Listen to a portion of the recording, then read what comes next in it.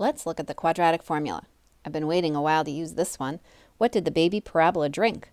Quadratic formula. On today's agenda, we're going to start with an opener. We'll do some problems that talk about and use the quadratic formula, and we'll learn about the discriminant and what it means. Let's get ready. You're going to need notes, pencil, and a calculator.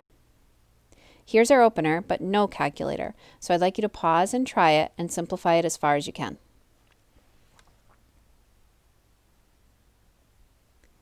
So with this problem, there's a lot of order of operations. I have the plus minus I need to consider.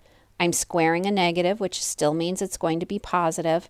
I want to make sure I have my denominator and I'm not dropping that along the way. So I have x equals 4 plus or minus, let's start under the square root. So 16 minus 40 all over 4. I'm going to continue with the square root. So x equals 4 plus or minus the square root of negative 24 all over 4. So I notice I have a negative and I have a 24 that I need to simplify. So let's do that. So we have x equals 4 plus or minus. Well, the square root of 24 is the square root of 4 and the square root of 6. So that's going to simplify to 2 root 6. Because I have the negative, it's going to be 2i root 6 all over 4. You may be tempted to cancel those 4's, but remember that second part of that numerator gets the 4 as well. So rather than crossing anything out right here, what I'd like you to get in the habit of doing is rewriting this so that the 4 is under both pieces, and then that way it might help you simplify a little bit better. So now I can see that I do indeed get 4 over 4, which is 1.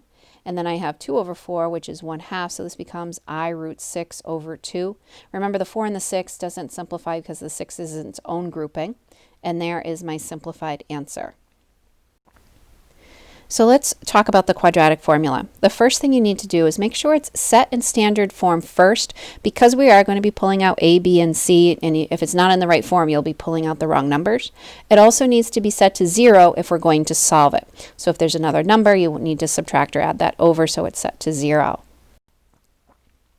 Introducing the quadratic formula. X equals negative b plus or minus the square root of b squared minus 4ac all over 2a. I already pointed out a few things. So b originally is negative there. We have the plus or minus. Don't drop that. Some kids will drop it and push that together and becomes multiplication, which is a little crazy. B squared, this is something in parentheses, so that will always be a positive number. This last piece might be positive or negative, and don't drop your denominator. You do need to know it. You need to memorize it. You need to be able to use it. It is something that will always work. Some kids are great with substituting in everything, and then they go ahead and simplify, but sometimes they don't simplify far enough. So make sure you're simplifying your fractions. Make sure you're simplifying your radicals, and always simplify a negative root that will have an I. So let's look at this. Here I gave you the formula up at the top. We're going to check and make sure it's in standard form first, which it is. So A is 2, B is negative 8, and C is 3, and we'll start plugging in. So I have x equals a negative 8, so 8 plus or minus the square root of negative 8 squared. Notice I put that in parentheses, minus 4 times A times C all over 2 times A. So therefore x equals 8 plus or minus the square root of 64, and that is minus 24 all over 4. So x equals 8 plus or minus the square root of 40 all over 4. Some kids might stop there, but there's a lot of simplifying that has to be done. I'm going to have to simplify fractions, and I'm going to have to simplify my radicals. So with the square root of 40, that is the square root of 4 times the square root of 10, so that's 2 root 10. So now I have x equals 8 plus or minus 2 root 10 all over 4. Again, don't do this. It's a little messy. Just rewrite it so that the 4 is under each piece, and then simplify. So x is 2 plus or minus root 10 all over 2.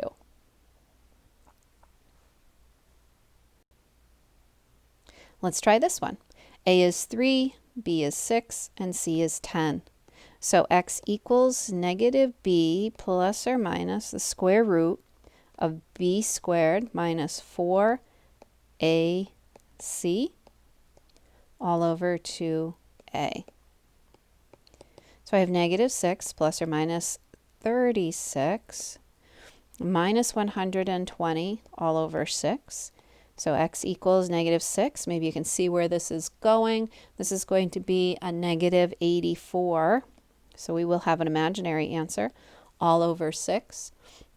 84 has a perfect 4 in it. It comes from 4 and 21 when I simplify.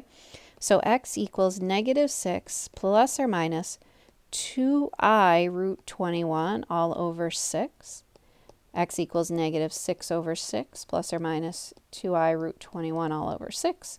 X equals negative 1 plus or minus I root 21 all over 3 for a simplified complex answer. I'd like you to pause and try this one. All right, let's do this with the quadratic formula. So x equals negative b plus or minus the square root of b squared minus 4ac all over 2a. X equals negative 10 plus or minus 100 minus 100. Interesting. All over 2. So x equals negative 10 plus or minus the square root of 100. Square root of 0. You're allowed to have that. It is just 0 over 2. So x equals negative 5. Did you happen to recognize that that was a perfect square trinomial? So we could factor that one to x plus 5, whole thing squared. So x equals negative 5. If I think about graphing that, that's a parabola that's shifted to the left 5. And it would look like that. So we have one solution here, and it's called a repeated solution because of the x squared. So we'll look a little more into that a little bit later. So let's talk about the discriminant, and you may have been introduced to it before. The discriminant is b squared minus 4ac. It's the part of the quadratic under the square root, but it does not include the square root. So if we take the 3 problems that we just did, and in problem A, the discriminant here was 40.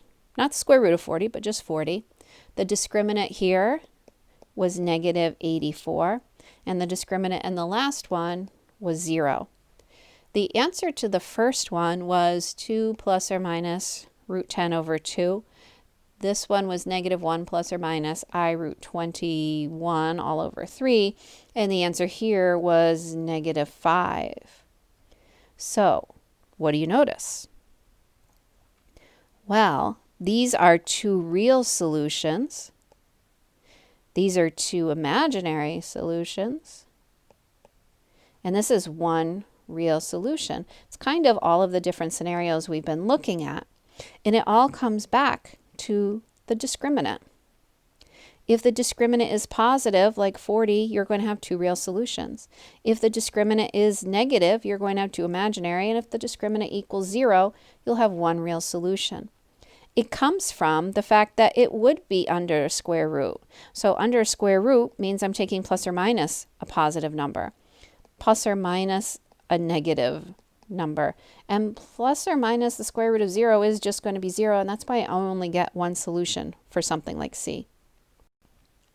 So just to recap with the discriminant, it's going to tell you the number, like how many, 0, 1, or 2 solutions do you have, and then the type, is it real or imaginary? So if the discriminant is bigger than 0, it's positive, you're going to have 2 real solutions. If D equals 0, that means you're taking the square root of 0, so you don't really have the plus or minus, so you're only going to have 1 real solution. And if D is negative, you're going to have 0 real, but you're going to have 2 imaginary solutions. And it's going to be important to tell me that now that we've learned about imaginary numbers. You can't just say 0 real. You have to conclude 2 imaginary solutions. So to recap, you need to know the formula. Oh, I don't know why I put those letters in there. Those numbers in there. X equals negative b plus or minus the square root of b squared minus 4ac all over 2a. The discriminant is that piece that's under the square root, and it tells you the number and types of solution. Nice job.